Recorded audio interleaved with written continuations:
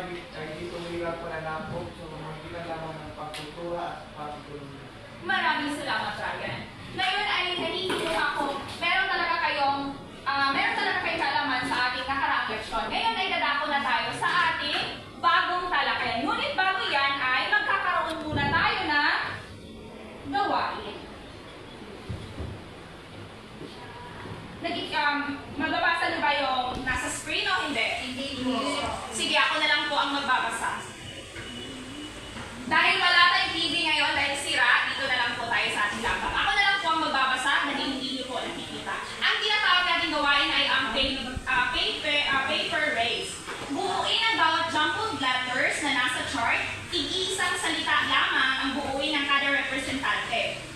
Bago bumuo ng isang salita na naka-jumbled, kinakailangan na ang bawat representante ay magpaunahan ng pagpapaypay ng pinunit na papel hanggang sa makaabot ito sa unahan. Pagkatapos ay susunod naman ng isang representante at ganoon din ang gagawin. Ang unang matapos at makabuo ng jumbled letter at makapaskil ang chart sa pisara ay siyang mananalo. Meron po tayong kaklase ngayon na na-late. Pwede na po kayo pumasok at makaupo po kayo doon.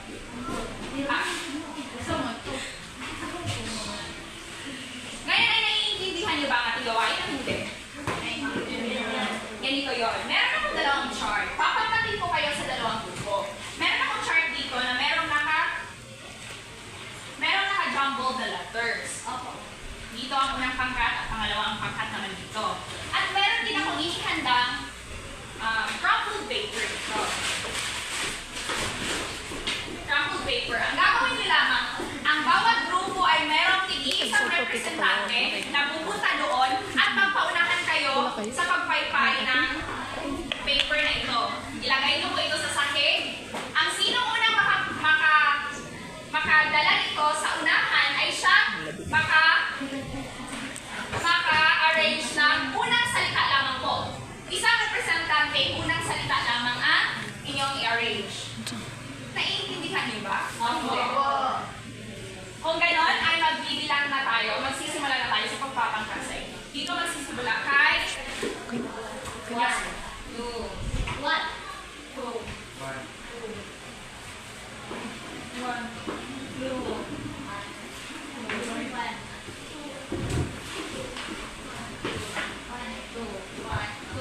Lahat ng pangkat una dito, pangkat pangalawa na dito. Ngayon ay nais kong hindi kayo maupo dito, ngunit doon kayo sa likuran lahat.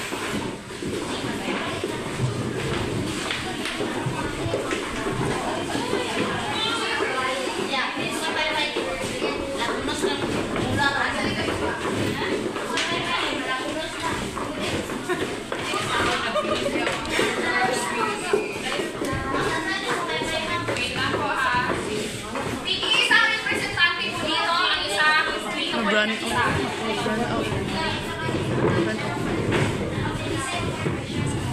O sino po yung magpapaypay? Siya po mag-arrange na salita ito.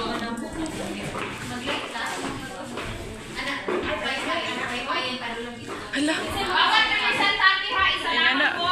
Ito lamang po ang inyong huwag niyo po i-on ang election fund sapagkat Pagipalong yan. at ito naman ang PUP. Sige, ikaw. Isa sa tuwa ni Ray. Mag-paypay. Yes. Ikaw na? Sige, paypay. Diyan po ilagay. Ako yun eh. Wait lamang po pag sinabi ko 1, 2, 3, and go. Sakay lamang po. Finish line. Ito po ang finish line. Ito po. Ito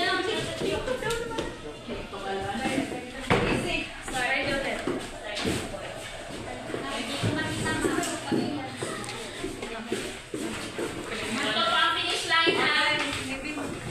Reklamador. Wait lamang po pag sinabi ko po 1, 2, 3, go. Pag sinabi ko go, tsaka na kayo magsisimula.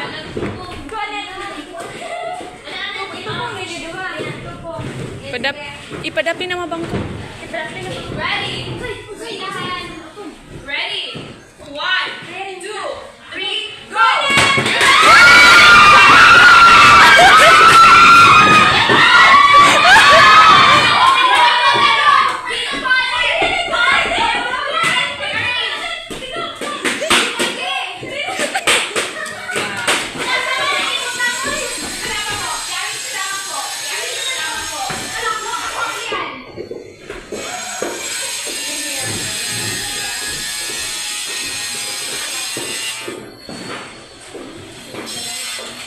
Hapla-hapla.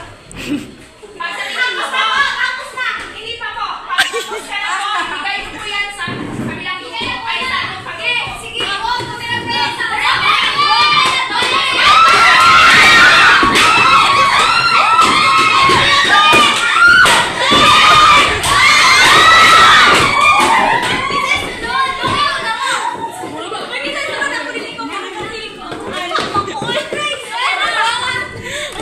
Maningana na papugon niya.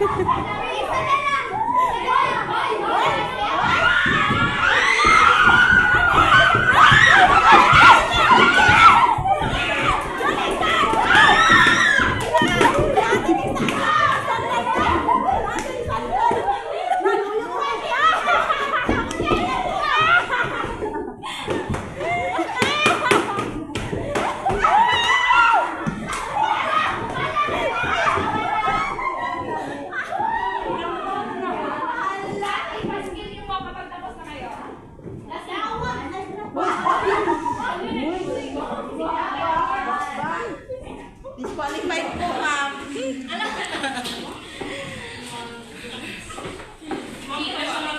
Yes, mauna me!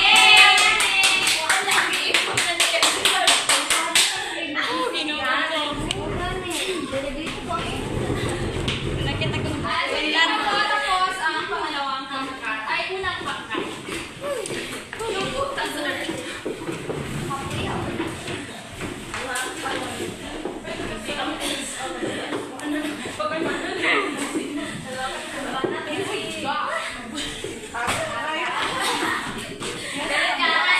Ik-alaw ang.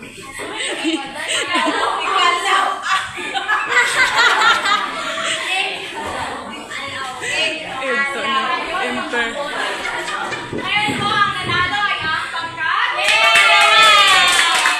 Pangalawang pangkat. Bigyan niyo ng masikapong palakpakan ng inyong mga sarili. Ngayon ay nais po punta na kayo sa inyong mga upuan at ihatay ito ng mga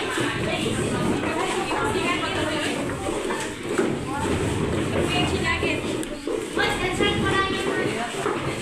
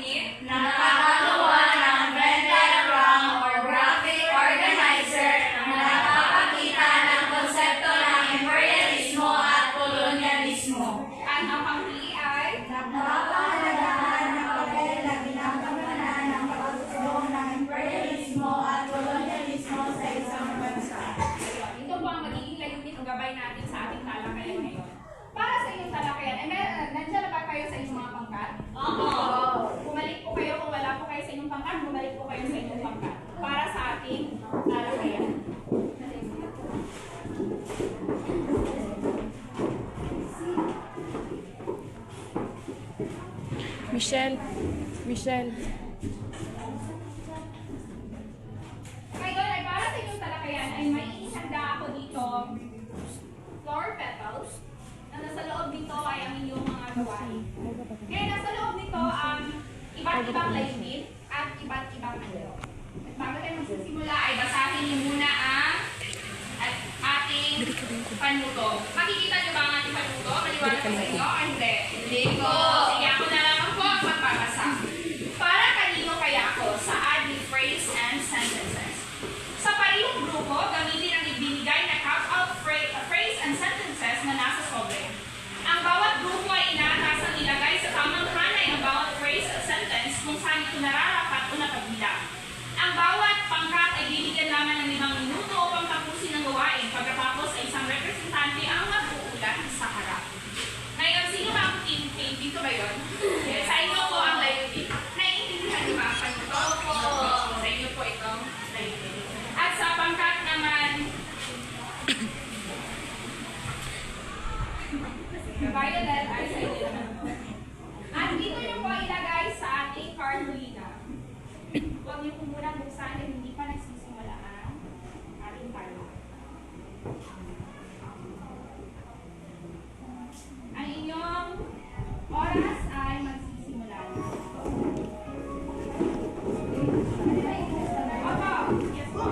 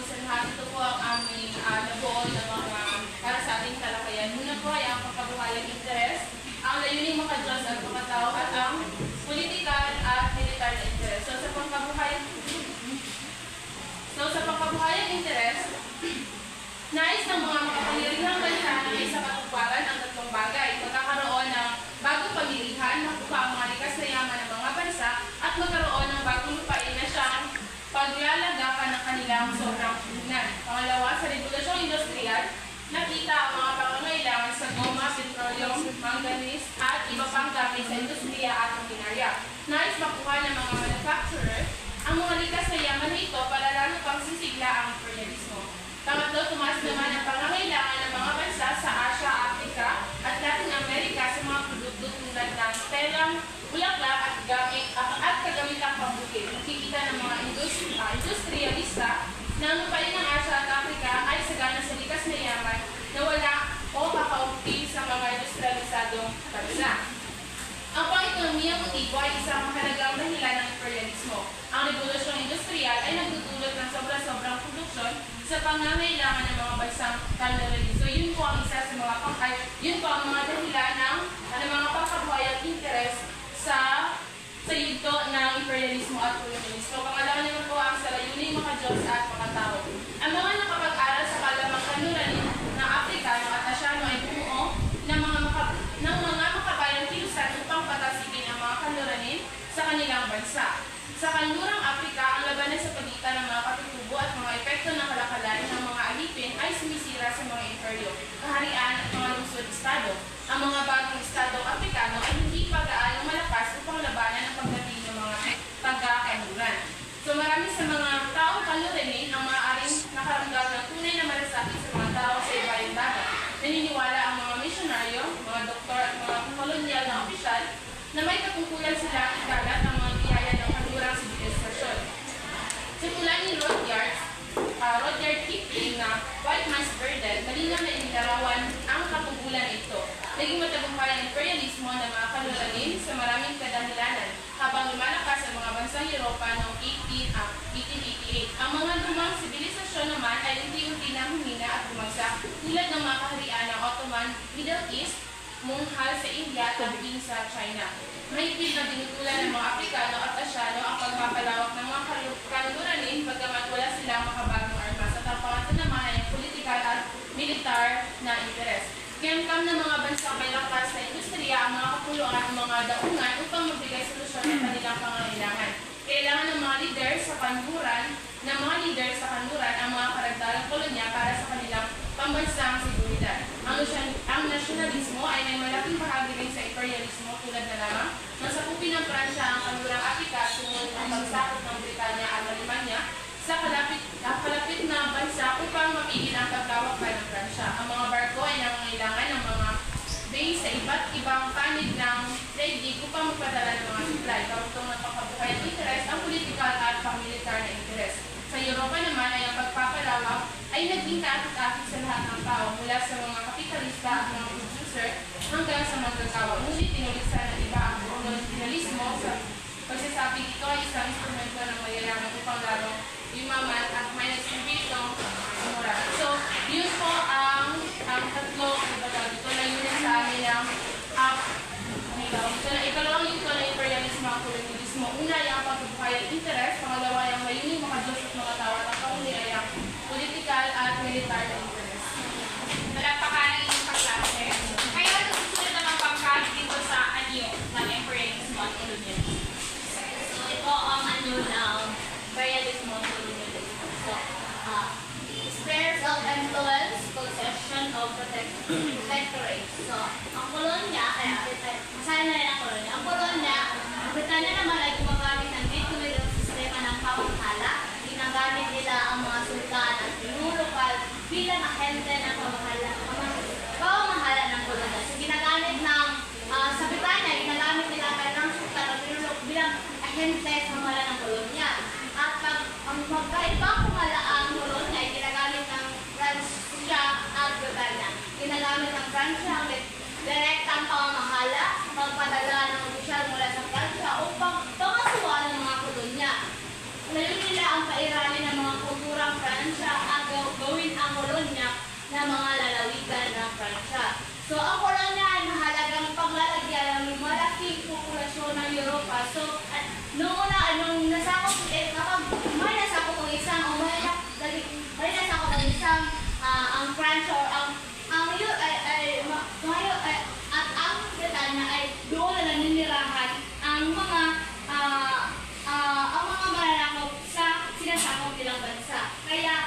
ay mahalaga dahil ito ay paglalagyan ng sa mga malaki populasyon ng Europa at kontrolin ng mga tao ng at magtatag ng gobyernong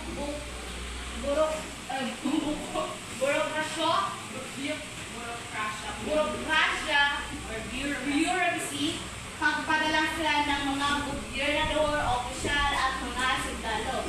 Sa ibang lupain ay ang malakas na bansa ay bumubuo ng kolonya. Ang mga opisyal ay namumuno ng kolonya ay sinisikap pag-uwin ang naraligay ng sistema panlipunan ng kasakupan. So, noong sinakop tayo ng mga Espanyol ay naiba ang sistema ng ating pamumuhay ang ng kasakupan. So, gala ang naging motibo ng kolonya. Next is ang spheres of influence. Ang spheres of influence ay inaangkit o pinukontrolado ng malakas na bansa ang eksklusibong karapatan dito sa isang bahagi ng lupain. So, kapag nasakop nila ang isang nasa ilalim ng kolonya ang isang mahinang bansa or ang sinakop na bansa ay sila na yung may karapatan sa mga bahagi ng lupain. Ang Europa ang Europa ay may spheres of influence sa China. Ang Latin America ay inangkin ng Estados Unidos bilang bahagi ng spheres of influence nila. Sa kabilang banda, binaghatian din ng Alemania, Pransya, Portugal at Grand Bretaña ang China. So, marami sila nag-aangkin sa lupang sila